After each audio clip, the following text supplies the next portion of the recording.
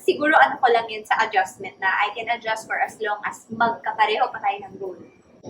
Magkapareho pa tayo ng, di ba, sa direksyon, pareho tayong destination, G.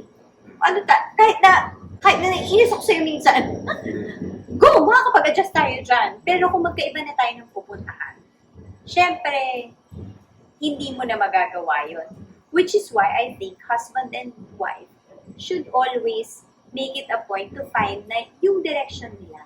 Yung super crucial na nagkasabi was, di ba yung therefore a man should leave his father and mother, hold fast his wife, and the two will become one flesh.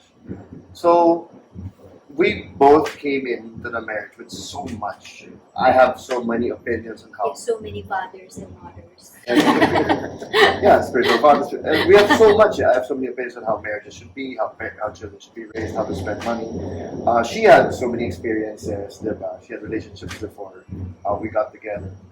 And we both had to like put all of our cards on the table and be like, okay, everything is negotiable. Everything is, Lord, you show us diba, what you're leading us to and which will produce life. And every once in a while, when that process was too painful for us, we would tend to, anak na dyan, ako na lang to. Diba, alam mo, she'll do that or I'll do that. Then we have to remind each other, no, God put us together.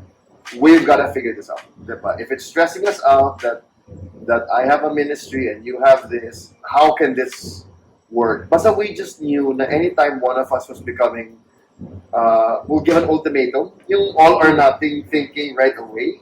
Sure, there's moments like that, Jesus over everybody else, parang ganun. But most of life isn't like that. It's not, let's eat Japanese food or wag na lang. Alam mo yun, yung, we had to find a way to make it work together. And that tension has been constant throughout our relationship. And it's been so life-giving. Kasi parang it really leads us to pray and to say, Lord, ano ba talaga? Kasi I often wonder, before, what if I had married someone more Submissive. you're very submissive. Wow. Yeah, because if I just have, ganun naman siya eh. She's like, just tell me. I don't need to like it. In fact, to me, that's the measure of submission. Eh. Na ayaw nga niya eh, diba? Na, but you said it and she's still doing it. But if I married someone more like, May pisil-pisil ka talaga. Pisil-pisil ka. Sorry lang po. May problema po sila. Charot. Nakapituwati. but if I'm more someone like, kasi I was like this church kid na naging pastor, na tumuloy-tuloy. If I had married a girl version of me, a more poster child version of me,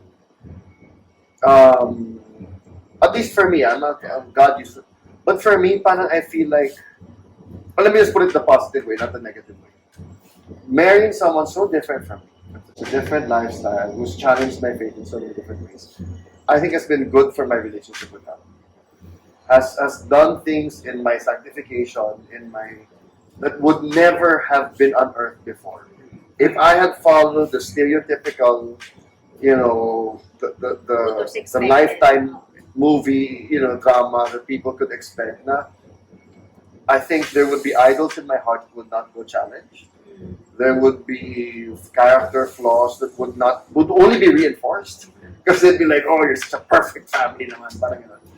And so, I'm really thankful for that. And what's funny is, because we had huge fights about this. And in those years where we had the biggest fights, those were the years that people would come up to me after a sermon and be like, you really understand to me today. And I'm like, yung mga, preaching niya. And I'm like, buti ka pa.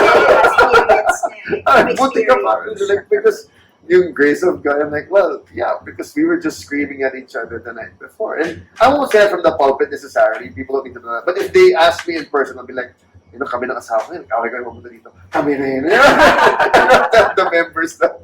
Actually, minsan nga, pag magpe-prepare ka ng preaching, para sa'yo muna yun eh. Yeah, bago yeah. ibigay sa'yo. Correct. Saka, may demonic, rin talaga doon. Diba? Doon kayo nag-aaway. When you have to say appointment the day before. May an hour away. before. Ganon. Oh.